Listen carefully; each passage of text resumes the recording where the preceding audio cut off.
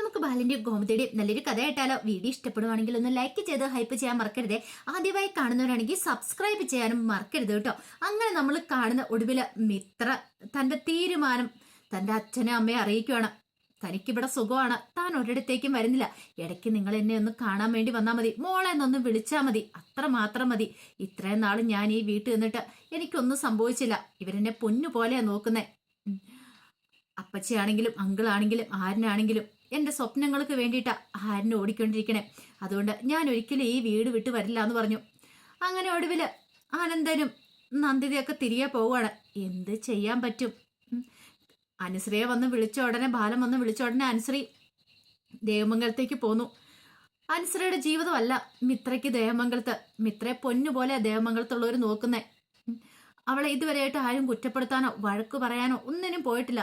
വലിയ വലിയ പ്രശ്നങ്ങളിൽ കൂടെയൊക്കെ കടന്നു പോയതാ. എന്നിട്ട് പോലും ഗോമതി എല്ലാരും മിത്ര ചേർത്ത് പിടിക്കുകയോ ചെയ്തേ. അങ്ങനെ അവരങ്ങോട്ട് പോയി കഴിഞ്ഞപ്പോഴത്തേനും ഗോമതി ഓടി വന്ന് മിത്ര കെട്ടിപ്പിടിക്കുകയാണ്, എൻ്റെ മോളെന്നും പറഞ്ഞുകൊണ്ട്. അപ്പോഴേക്കും ബാലൻ പറഞ്ഞു, എനിക്കറിയായിരുന്നു മോളെ നീ പോവില്ലെന്ന്. കാരണം ഈ കുടുംബത്തെ വിട്ട് നിനക്ക് അങ്ങനെ പെട്ടെന്ന് പോകാൻ പറ്റില്ല. ഈ സമയം ഗോമതിയോട് ഞാൻ ആകെപ്പടയൊന്നും ഭയന്നു പോയായിരുന്നു. ബാലേട്ടന് മിത്രയോട് പോയിക്കോളാൻ പറഞ്ഞു കഴിഞ്ഞപ്പം എനിക്കൊരു ഭയം ഉണ്ടായിരുന്നില്ല ഗോമതി, അതുകൊണ്ടല്ല ഞാൻ ധൈര്യപൂർവ്വം പറഞ്ഞേ. അപ്പോഴേക്കും മീനാക്ഷി പറഞ്ഞു, ഒരു നിമിഷത്തേക്ക് നീ ഞങ്ങളെ അങ്ങോട്ട് പേടിപ്പിച്ച് കളഞ്ഞു കേട്ടോ. ഞാൻ കരുതി നീ അകത്തേക്ക് കയറിപ്പോയത് ബാഗ് എടുക്കാനായിരിക്കുന്നു. അതെ, എനിക്ക് നിങ്ങളെയൊക്കെ വിട്ടിട്ട് പോകാൻ പറ്റുമോ? അങ്ങനെ പോയിട്ടുണ്ടെങ്കിൽ എനിക്ക് അവരുടെ സമാധാനത്തോടെ കഴിയാൻ പറ്റുമോ? അതെ, ഈ അപ്പച്ചിയും ആരും എല്ലാവരും കൂടെയല്ലേ എനിക്കൊരു പുതിയ ജീവിതം തന്നത്. അന്നൊരു പക്ഷേങ്കിൽ അവിടെ വെച്ച് മിഥുൻ കാരണം എൻ്റെ ജീവിതം തീരേണ്ടതായിരുന്നു.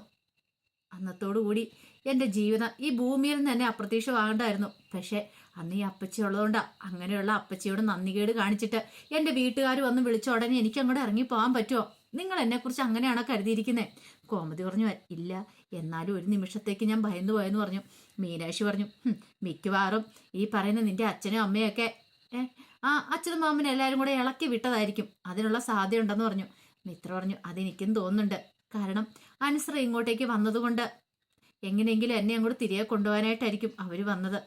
എന്തൊക്കെയാണേലും ശരി, ഞാനെനിക്ക് അങ്ങോട്ട് പറഞ്ഞിട്ട് ഒരു താല്പര്യമില്ല, ഞാൻ അങ്ങോട്ടേക്ക് പോകത്തുമില്ല എന്ന് പറഞ്ഞിട്ട് മിത്ര അകത്തേക്ക് അങ്ങോട്ട് കയറി ചെല്ലുമ്പോൾ ആരിനിങ്ങനെ വല്ലാതെ സങ്കടത്തോടെ ഇരിക്കണം. ആരിൻ്റെ കണ്ണൊക്കെ നിറഞ്ഞു വന്നിട്ടുണ്ടായിരുന്നു. മിത്ര പോവില്ല എന്ന് അറിഞ്ഞു കഴിഞ്ഞപ്പോഴാണ് ആരിന് ശരിക്കും ശ്വാസം വീണേ. ഒരു നിമിഷം ആരും ഭയന്നു പോയായിരുന്നു. ബാഗൊക്കെ എടുത്ത് അതിനകത്തേക്കൊക്കെ ഡ്രസ്സൊക്കെ എടുത്ത് വെക്കുന്ന കണ്ടപ്പോൾ ദൈവമേ ഇവള് പോകുമോ? താൻ ഇന്നലെ രാത്രി അങ്ങനെയൊക്കെ പറഞ്ഞും പോയി. ആ ഒരു ടെൻഷൻ ആൻ്റെ മനസ്സിലുണ്ടായിരുന്നു. അങ്ങനെ മിത്ര അകത്തേക്ക് അങ്ങോട്ട് കയറി ചെന്നു. അപ്പോഴേക്കും ആരും മിത്രയെ നോക്കി. മിത്ര ചോദിച്ചു, ആരെന്താ വിചാരിച്ചേ? ഞാൻ ബാഗും ഡ്രസ്സും ഒക്കെ എടുത്തു വെച്ച് കഴിഞ്ഞപ്പം ഞാൻ ഈ ദേവമംഗലം വിട്ട് ആരിനെ വിട്ടു പോകുന്നാണോ എന്ന് വിചാരിച്ചു. അപ്പോഴേക്കും ആരും മിത്രയെ കെട്ടി അങ്ങോട്ട് പിടിക്കുവാണ്. മുറുക്കി അങ്ങോട്ട് കെട്ടിപ്പിടിച്ചു. ആരിന് എന്താ ചെയ്യേണ്ടതെന്ന് അറിയണ്ടായിരുന്നില്ല. ഇതിനു മുമ്പത്തെ പോലെ ആയിരുന്നില്ല. ഇതിനു മുമ്പ് ഇങ്ങനെയൊന്നും ആരും കെട്ടിപ്പിടിച്ചിട്ടൊന്നുമില്ല മിത്രയെ ഇത്ര സന്തോഷത്തോട് കൂടിയിട്ട്. പക്ഷെ ഇപ്പൊ ആരിന് സ്വയം നിയന്ത്രിക്കാൻ പറ്റിയില്ല. കാരണം തന്നെ എത്രമാത്രം മിത്രം മനസ്സിലാക്കിയിട്ടുണ്ട്.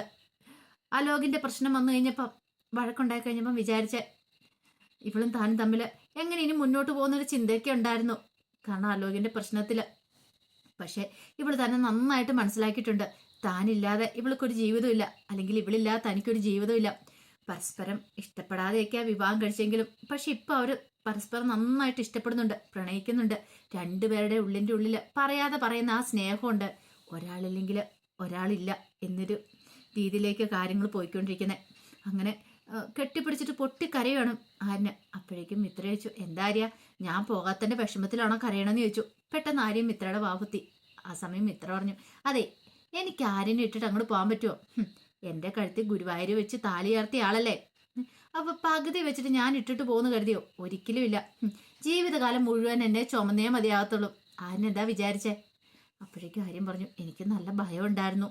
ഇന്നലെ ഞാൻ അങ്ങനെയൊക്കെ നിന്നോട് പറഞ്ഞു. അങ്ങനൊന്നും പറയാൻ പാടില്ലായിരുന്നു.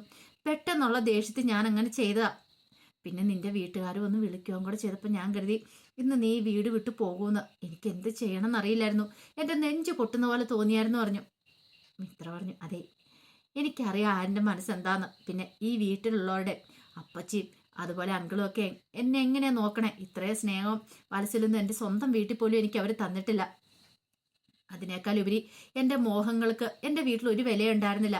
പക്ഷെ ഇവിടെ വന്ന് അത് ഊതി കത്തിച്ച് ആളി കത്തിച്ച് വീണ്ടും എൻ്റെ മോഹങ്ങൾക്ക് പിന്നാലെ എന്നെ കൊണ്ടു നടന്ന ആരനാണ്. അങ്ങനെയുള്ള ഒരു ആരനെ ഉപേക്ഷിച്ച് നിസ്സാര പ്രശ്നത്തിന്റെ പേരിൽ ഞാൻ പോകും തോന്നുന്നുണ്ടോ? ആരനെ എന്നെ ഇവിടെ നിന്ന് അടിച്ചിറക്കണം ഞാൻ പോണെങ്കിൽ, അല്ലെങ്കിൽ എന്നെ വേണ്ട നീ ഇവിടുന്ന് പൊയ്ക്കോ എന്നൊക്കെ പറഞ്ഞുകൊണ്ട് ഇവിടുന്ന് ഇറക്കി വിട്ടാൽ മാത്രമേ ഞാൻ പോകത്തുള്ളൂ, അല്ലാത്ത പക്ഷെ ഞാൻ പോകത്തില്ല എന്ന് പറഞ്ഞു. ആര്യം വീണ്ടും ഇത്ര ചേർത്ത് പിടിക്കുകയാണ്. കാരണം ഭാര്യ ഭർത്താക്കന്മാരായിട്ട് അവരിതിനു മുമ്പ് ജീവിച്ചിട്ടൊന്നുമില്ല. പക്ഷെ അവരുടെ ഉള്ളിൻ്റെ ഉള്ളിൽ അവരെന്നേ ഭാര്യ ഭർത്താക്കന്മാരായി കഴിഞ്ഞിട്ടുണ്ടായിരുന്നു. ഒരുമിച്ച് കിടക്കണമെന്നൊന്നുമില്ല ഭാര്യ ഭർത്താക്കന്മാരാവണമെങ്കിൽ, അല്ലാതെ തന്നെ അവരെ മനസ്സുകൊണ്ട് തന്നെ ഭാര്യ ഭർത്താക്കന്മാരായിട്ടുണ്ടായിരുന്നു. ഈ സമയത്ത് കട്ടക്കലിപ്പോട് കൂടിയിട്ടാണ് അച്യുതൻ രാജയും കൂടെ വീട്ടിലേക്ക് വരുന്നത്. അപ്പോഴേക്കും ധർമ്മം ചോദിച്ചു, എന്തായി അച്യുതേട്ടാ, കുന്തം മിണ്ടാതെ പോകുന്നുണ്ടോ നീ എന്ന്. അപ്പോഴേക്കും അനന്തനും നന്ദിതയൊക്കെ പിന്നാലെ തന്നെ വന്നു.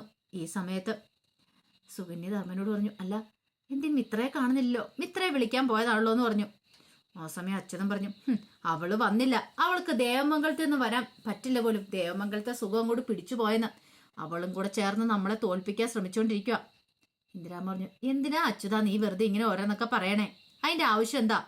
ഞാൻ അപ്പോഴേ പറഞ്ഞില്ലേ അവൾ ഇങ്ങോട്ടേക്ക് വരാൻ പോകുന്നില്ലെന്ന്. ധർമ്മം പറഞ്ഞു, ഇതാ ഞാൻ പറഞ്ഞ നിങ്ങളോട് പോയി നാണം കെട്ടണ്ടെന്ന്.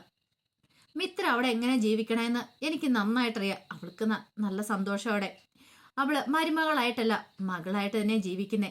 പിന്നെ ആരെയും കിട്ടി താലി അവളുടെ കഴുത്തിലുണ്ട്. അപ്പൊ പിന്നെ എങ്ങനെയാ അവൾ ഇവിടേക്ക് വരുന്നേ? അനുസരി താലിയെടുത്ത് സ്വന്തം കഴുത്തി കെട്ടിയതുപോലെയല്ല. ബാലേട്ടൻ വന്നു വിളിച്ചപ്പോൾ അനുസരി ഇറങ്ങിപ്പോയിട്ടാണെങ്കിൽ അതിന് തക്കതായ കാരണം ഉണ്ടായിരുന്നു. പക്ഷെ മിത്ര അങ്ങനെയല്ല. ശരിക്കും പറഞ്ഞാൽ നിങ്ങൾ അവിടേക്ക് പോവാനോ വിളിക്കാൻ പോലും പോകാൻ പാടില്ലായിരുന്നു അനന്തേട്ടാന്ന് പറഞ്ഞു.